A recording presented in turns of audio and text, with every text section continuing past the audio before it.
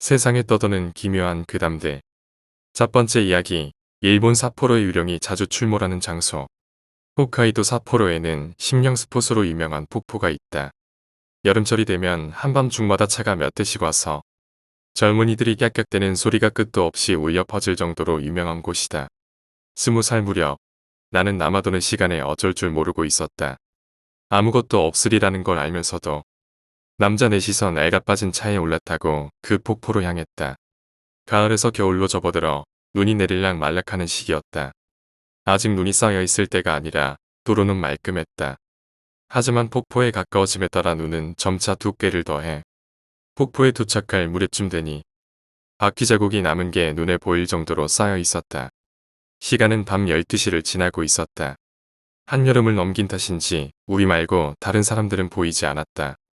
주차장에는 다른 차도 없고 쌓여있는 눈은 하얀 도화지처럼 자국 하나 없이 펼쳐져 있었다. 정말 우리도 시간이 썩어가는구먼. 친구들과 별 내용도 없는 대화를 나눈다. 여긴 벌써 눈이 왔네. 뭐 북쪽 지방이니까 그런 거겠지.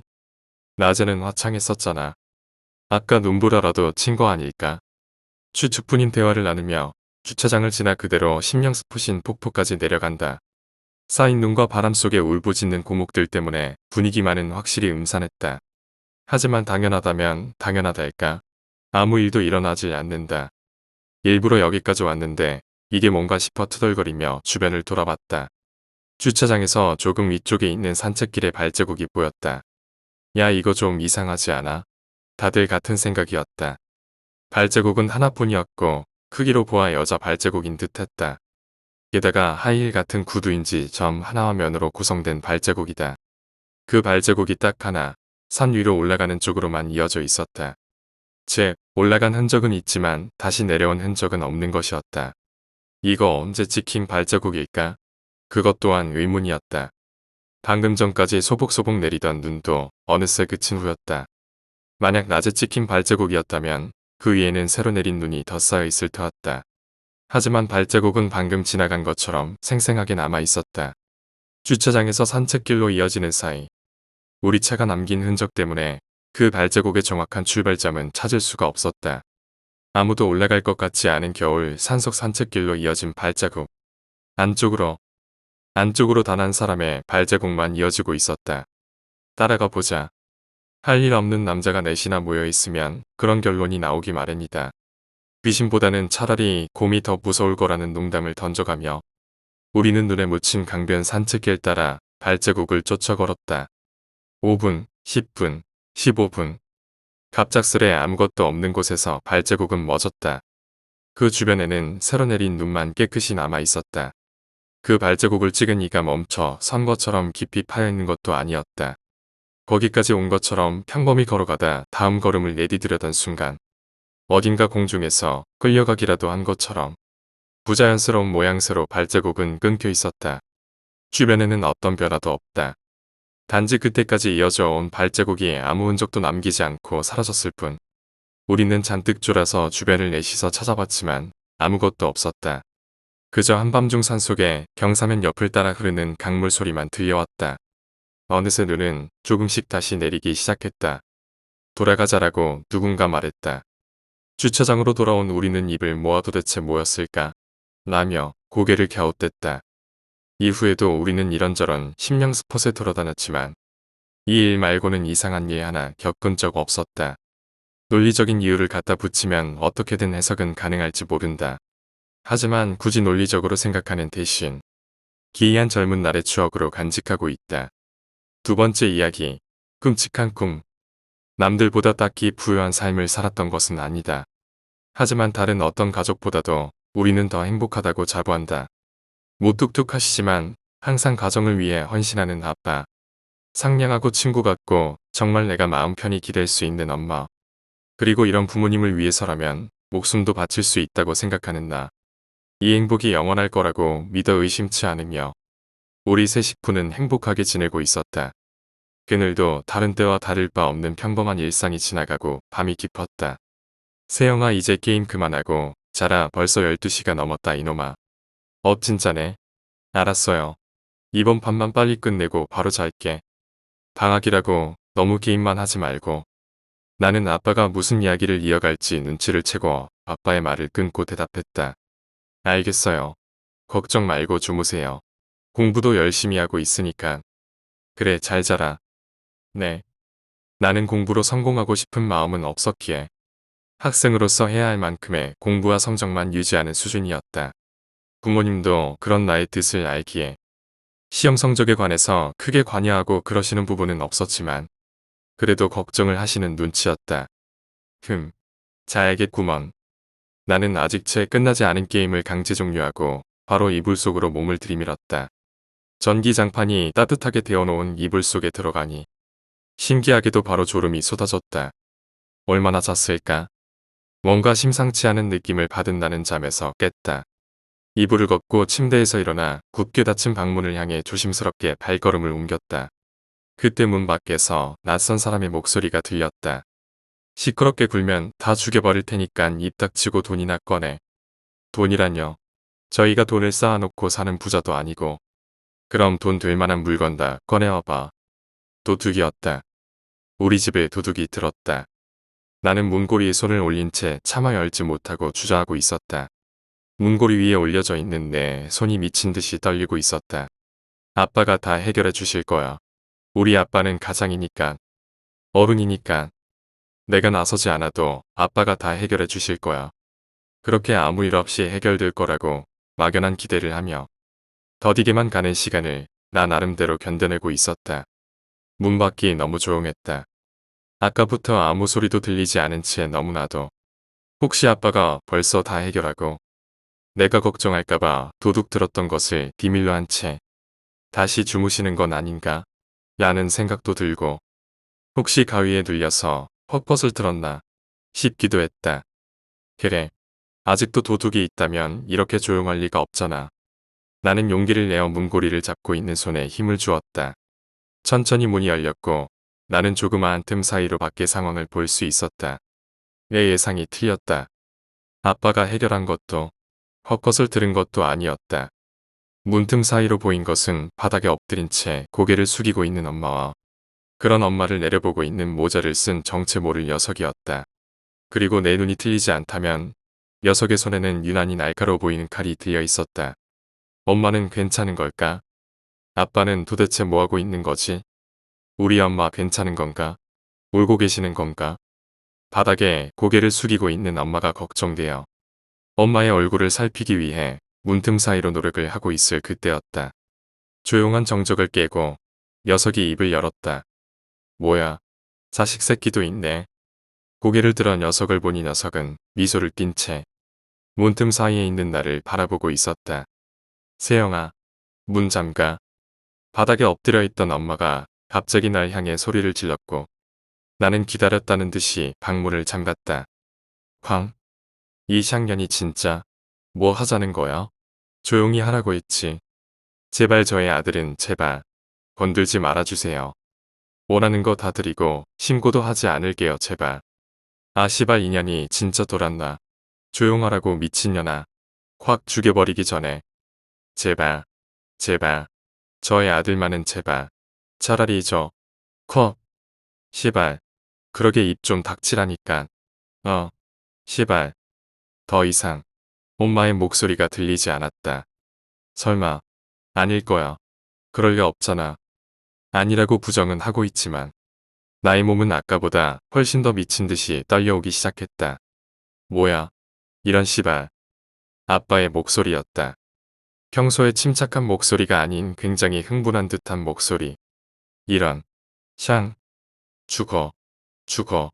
이 개새끼야. 이 시발놈이 돌았나. 문 밖에서는 엄청난 소리가 들렸다. 나는 밖의 상황을 지켜보기 위해 잠궜던 문을 다시 살짝 열었다. 문을 열자마자 보이는 건 바닥에 피를 엄청나게 흘린 채 눈이 풀려있는 엄마의 모습이었다. 나를 구하려고 소리를 지르다가 칼에 찔린 것 같았다. 엄마. 화가 났고 저 도둑놈을 아빠와 힘을 합쳐 죽여버리고 싶었지만 겁을 먹고 주체할 수 없이 떨리는 이 몸을 가지고는 아무것도 할 수가 없었다. 그때였다. 아빠의 처절한 비명소리였다. 아빠. 아빠의 비명소리는 부엌 쪽에서 들렸고 어떤 상황인지는 보이지 않았기에 나의 두려움은 점점 증가하고 있었다. 도와주세요. 도와주세요. 아빠는 혼신의 힘을 다해서 소리를 질렀다. 주민들을 깨워 도둑이 도망가게 해서 나라도 살리기 위함이었을 것이다. 엄마, 아빠는 나 하나를 살리기 위해 지금 내가 느끼고 있을 공포심과 두려움을 없애고 도둑과 목숨을 걸고 싸우신 것이다. 이런 샹. 아빠의 예상이 맞았던 것일까?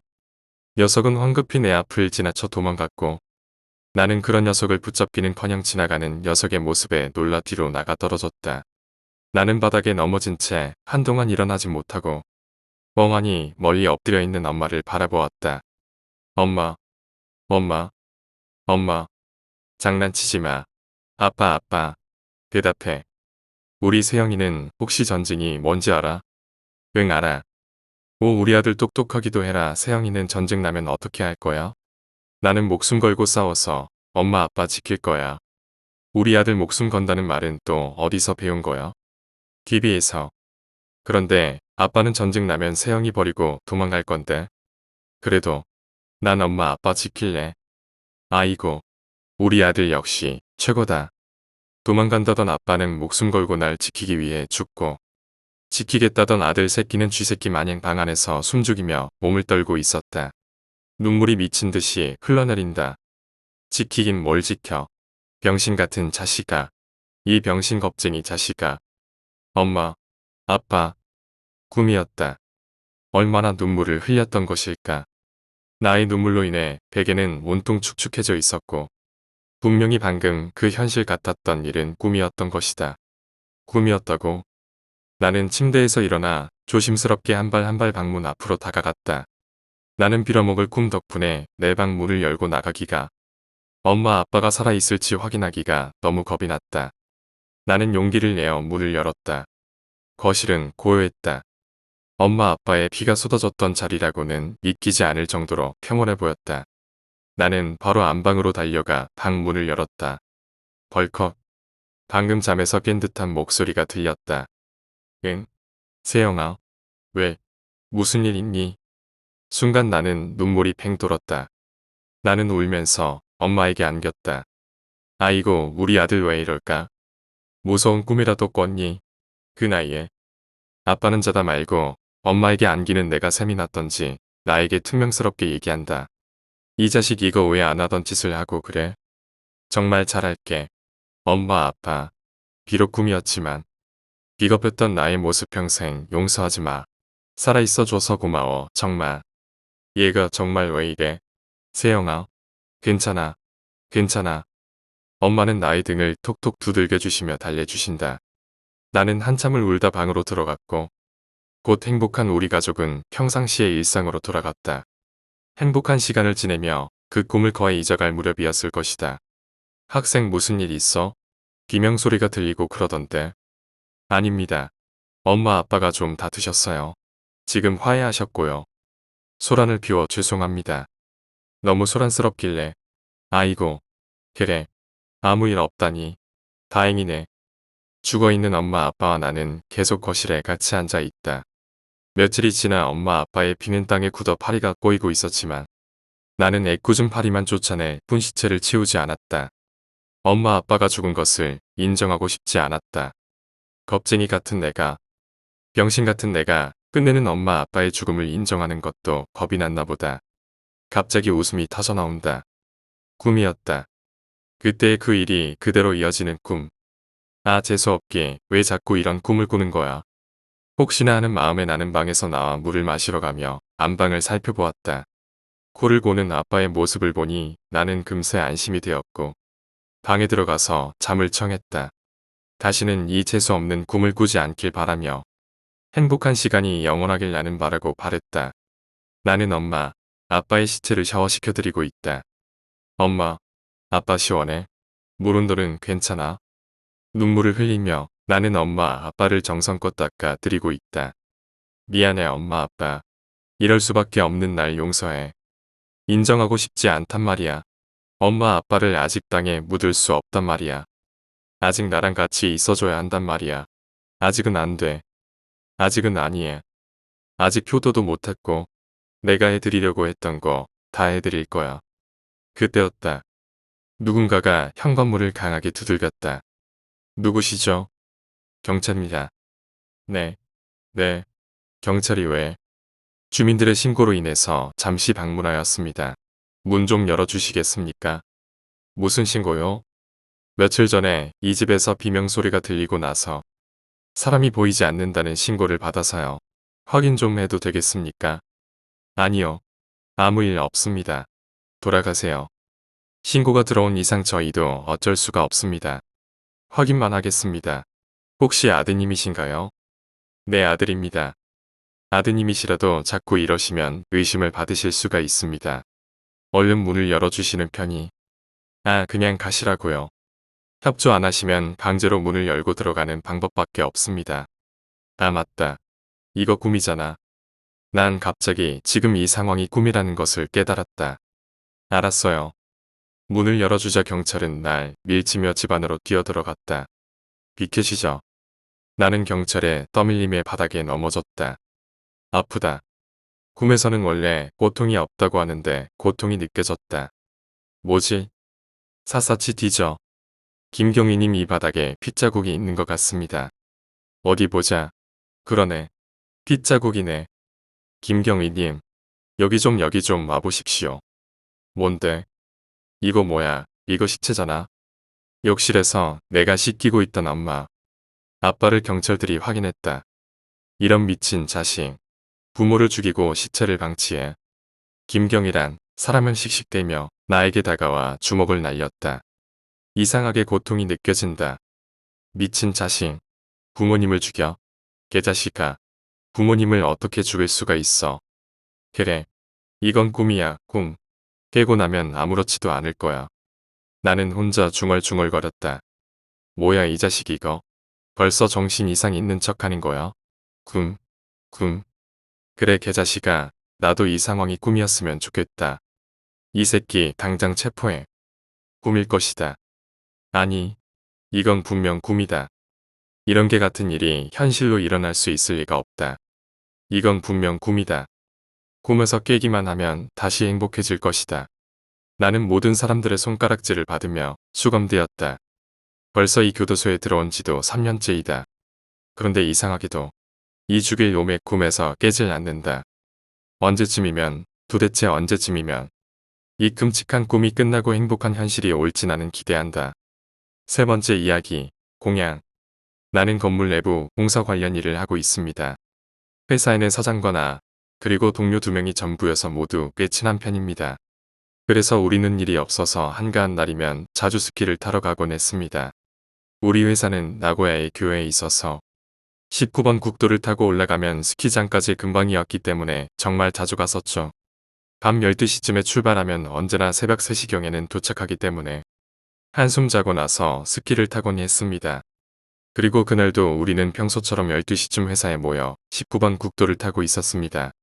반쯤 갔을 무렵에는 도로가 좁아져서 오가는 차들도 트럭이나 우리처럼 스키를 타러 가는 사람들 뿐이었습니다.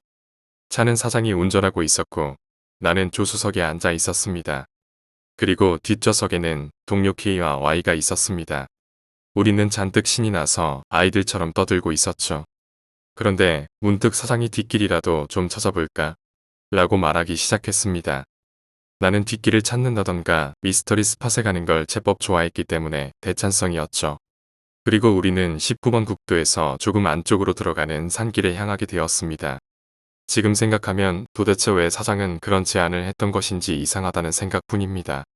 평소대로 가던 길로 갔다면 그런 꼴은 당하지 않았을 텐데 어쨌거나 산길로 들어서서 잠시 달리고 있자니 또다시 안쪽으로 들어가는 길이 나왔습니다. 다른 길도 딱히 없었기 때문에 우리는 거기로 가기로 했습니다. 다시 5분쯤 갔을까요? 그곳은 별다를 것이 없는 보통 시골길이었습니다. 도로는 포장되어 있었지만 양옆은 쭉 논투성이었고 어두운 길거리가 보이는 평범한 길이었습니다. 모두 별거 없구나라고 생각하며 슬슬 돌아가자고 이야기를 하기 시작했습니다. 그런데 그때 길거리에 흰 원피스를 입고 양산을 쓴 여자가 서 있는 것이 보였습니다. 이런 늦은 시간에 양산을 이라고 생각한 나는 나도 모르게 차의 시계로 시선을 돌렸습니다. 시계는 2시가 조금 넘은 시간을 가리키고 있었습니다. 차는 시속 50km 정도로 달리고 있었습니다. 어두운 곳인데다 밤이라 졸려서 헛것을 본 것이라 생각한 나는 그냥 별 생각 없이 지나갔습니다. 우리는 돌아가는 길을 찾기 위해 5분 정도 그대로 달리고 있었습니다.